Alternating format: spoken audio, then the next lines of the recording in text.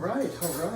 Well, welcome back to what should be the last lecture here. We'll see how long it goes. And so I kind of want to wrap things up by talking about changes of state and vapor pressure. So vapor pressure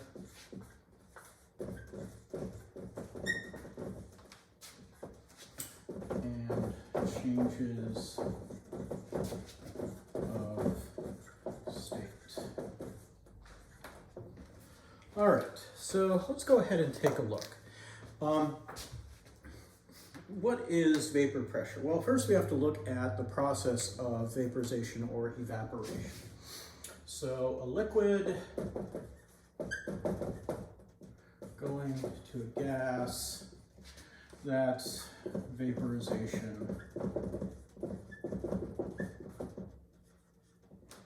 / evaporation. And there is going to be energy required to vaporize stuff. So energy required to vaporize 1 mole of liquid at 1 atmosphere pressure. That's going to be delta H of vaporization, delta H vape. And so, as I mentioned before, water, the delta H vaporization was 40.7 kilojoules per mole. Now, in a closed container,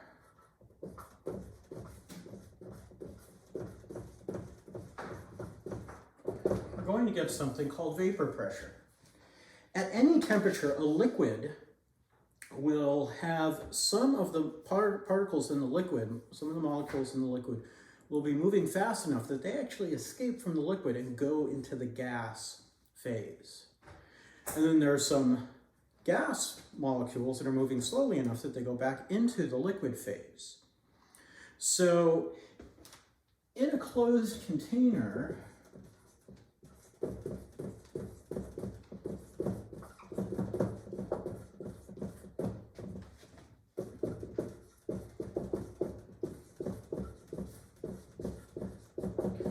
liquid's going to evaporate until a constant volume is reached.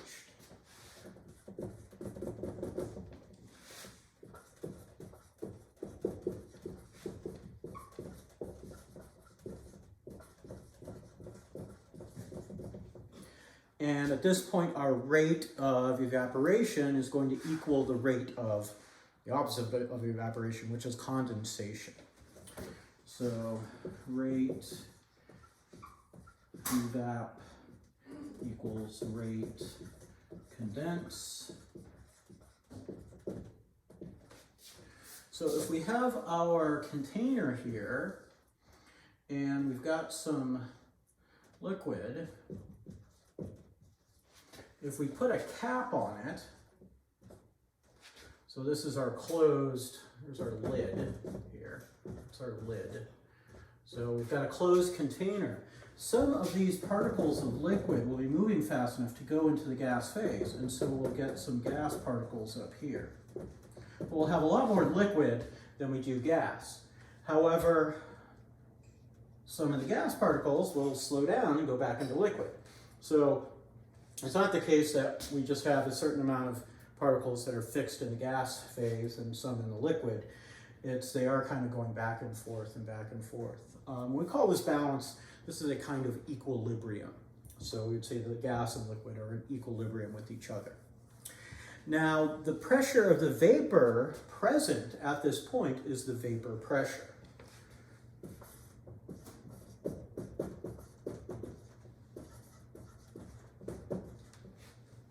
So pressure of that gas is vapor pressure.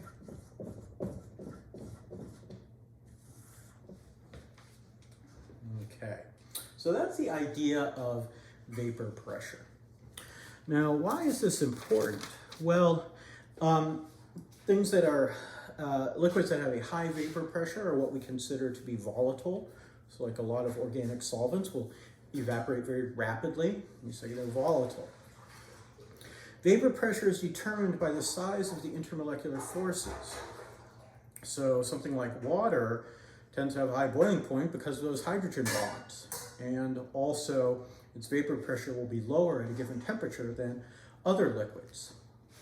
There's another thing, is that vapor pressure will increase as temperature increases. Remember your kinetic molecular theory of gases. If we heat this up, we're going to make the liquid molecules move around faster. Some of them, some more of them I should say, will have enough energy to become gas. So we will increase the vapor pressure by heating things up. And there was actually an experiment that we would have done in lab looking at the vapor pressure of something compared to temperature. And so let's go ahead and just talk about that mathematically. I'll give you guys a moment if you want to jot this down. Okay, we're back. Erase.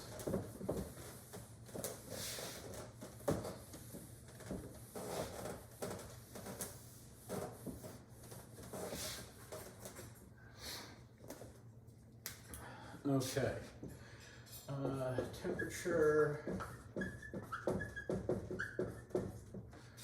dependence of P vape, so vapor pressure. And the relationship that we have is as follows. The natural log of the vapor pressure is going to equal minus delta H of vaporization over R, which is the gas constant, times 1 over T, and plus some constant. This is a constant. You don't really care what it is. R, of course, is the gas constant, 8.314 joules per mole Kelvin. We want to use the thermodynamic as opposed to the gas, liter atmospheres per mole Kelvin. We want joules per mole Kelvin. And then we have our vapor pressure and our heat of vaporization, enthalpy of vaporization. So if you plot it, this is in the general form, of course, of Y equals M, this whole thing is M, X plus B, and I should include that negative sign in my circle there. This is my slope.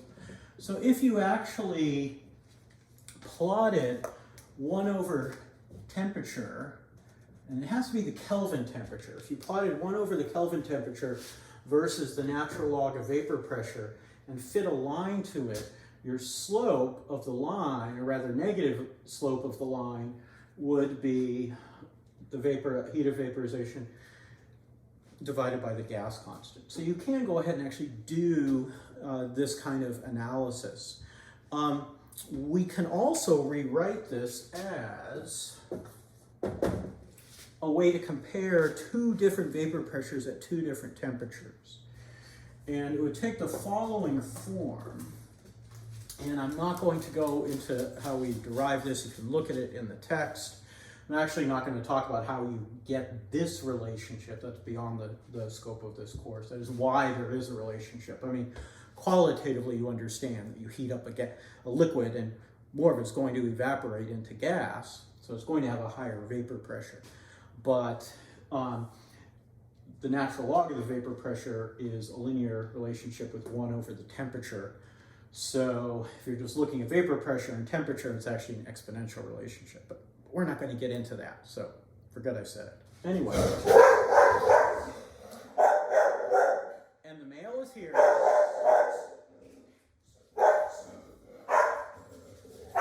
And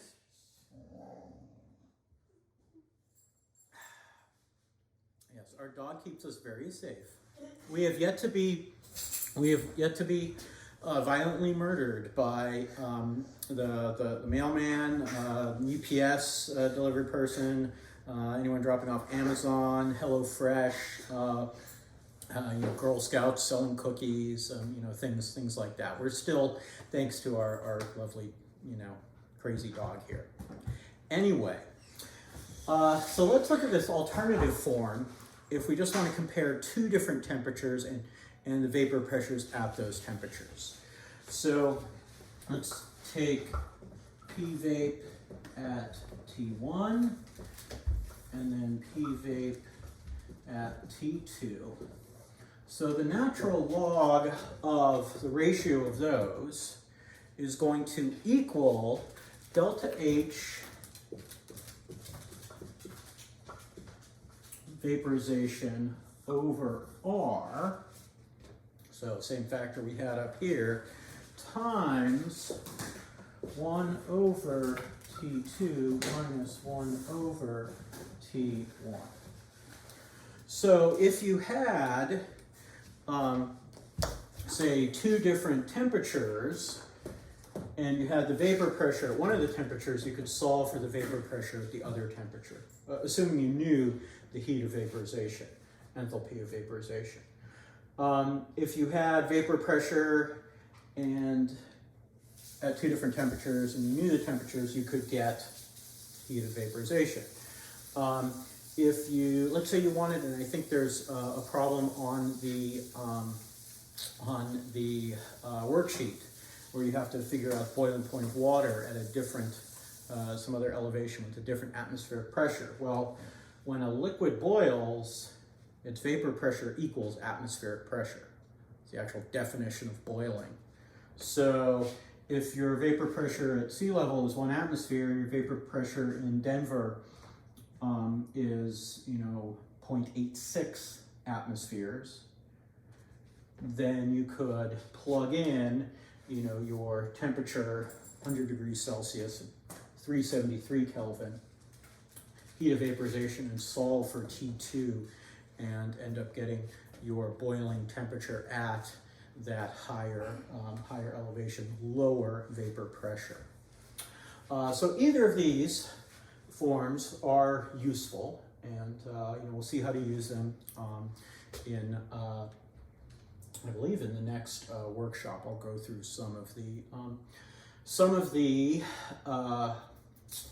worksheet, solids and liquids worksheet. I will say that I'll probably save this type of calculation for the end because there are some graphs that I want you guys to be familiar with, how to handle some of the graphs. So let me see here, and let me go ahead and erase this. Let you guys pause and jot this down. Okay, we're back.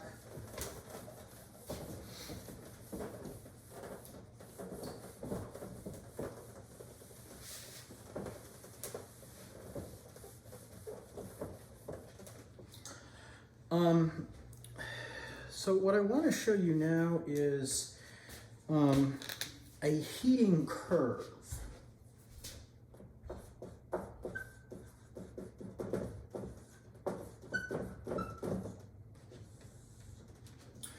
And this will indicate our changes of state. A heating curve is a plot of temperature versus time when energy is added at a constant rate. Essentially a plot of temperature versus energy. So we'll go ahead here and have temperature on this axis and time on that axis. And so let's just do 100 degrees C, and let's have 0 degrees C down there. And so what we're going to see is below 0 degrees Celsius, let's just say it's water. So EgH2O. So below 0 degrees Celsius, we will have ice. And as we add heat to it, it will increase in temperature. So let's say our ice is below 0 degrees Celsius. When we get to 0 degrees Celsius, we will have both ice and water. And it will take some time inputting heat in order to melt that ice and make 0 degrees Celsius water. So here we just have ice, so we just say solid. Solid plus liquid. And then we will have, sorry about the squeak there, that's about right. We'll go ahead and have our liquid here. So this is, well, right like this, LIQUID, that's liquid. So again, we start off with some really cold ice, we start heating it, and start warming up the ice.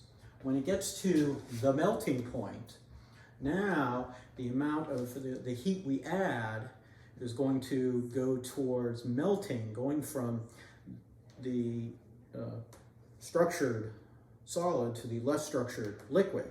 So we're putting in more energy to change phase. And that's going to be our delta H of fusion. Now we'll go ahead and add more heat, and our liquid water now will rise in temperature until it gets to 100 degrees Celsius. And then up here we've got liquid and gas. And then up here is just gas, steam. So again, when we get to 100 degrees Celsius, we'll have liquid water at 100 degrees Celsius. Any extra heat we put in goes to changing the state or phase of the water from liquid to gas. So we're putting in more energy to have those molecules break away from the other liquid molecules and become gas. And that is our, that's going to be our delta H of vaporization there. And so this is the, this is the basis of the basics of a heating curve. And you can actually get into and do some calculations. I don't know that I'm going to actually talk about those, but you can do some calculations, like figure out based on, how much energy is required to do this. Well, that's our delta H of fusion. How much energy is required to do this? That's our delta H of vaporization. How much energy is required to take liquid water from 0 to 100 degrees Celsius? That's specific heat capacity, which we talked about back in chapter 6. So you could use, say, if you knew the specific heat of ice and liquid water and steam, you could figure out, how much energy it would take to take ice at minus 10 degrees Celsius and heat it up to steam at 110 degrees Celsius. You could do that. And I don't think I have you do that numerically on the worksheet, but I do have a sort of qualitative drawing a graph. All right, let me see here. I'm not going to talk about supercooling or superheating. We can do that. Yeah, I'll just let you guys read about that. I think I'm going to stop this lecture now and then have a whole another lecture, but it'll be short. Just is about 20 minutes right now, and I don't want to go on for too long. So, I talked about